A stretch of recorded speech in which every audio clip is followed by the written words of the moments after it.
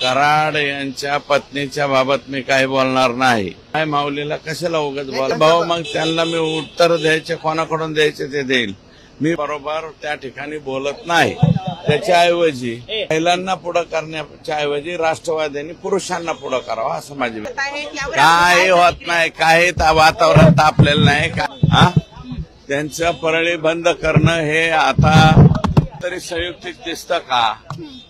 परळी बंद करणं शक्य आहे का. आणि पूर्ण योजना परळीचा हाही एक पॅटर्न महाराष्ट्राने यापुढं की कोणाच्याही आरोपीला त्याला याच्यामध्ये ताब्यात जर घेतलं, त्याच्यावर लागलेल्या ब्लेम मध्ये कलमामध्ये ताब्यात घेत शहरं बंद करायची, दुकानं बंद करायची, मोठ्याने यायचं आणि शहरं बंद ठेवायची, असा एक नवीन पॅटर्न.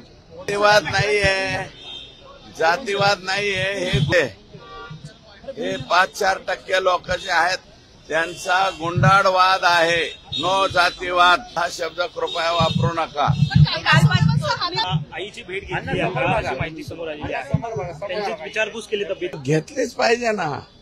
वाल्मिक कराडांच्या मातोश्रीला जाऊन भेटलं पाहिजे. त्याच पाहिजे ते आता इकडे गेलेले आहे याच्यामध्ये, मग त्यांना जाऊन भेटायचं कामच आहे त्यांचं. ते भेटले असतील.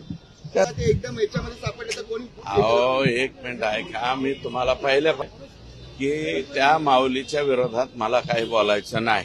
काय होतं की महिलेच्या बाबतीत एखाद्या माझ्या भगिनीच्या बाबतीत बोललं, राष्ट्रवादी काँग्रेसच्या लोकांना सांगा की राष्ट्रवादीच्या मुख्य मुन्नीला बोलायला लावा.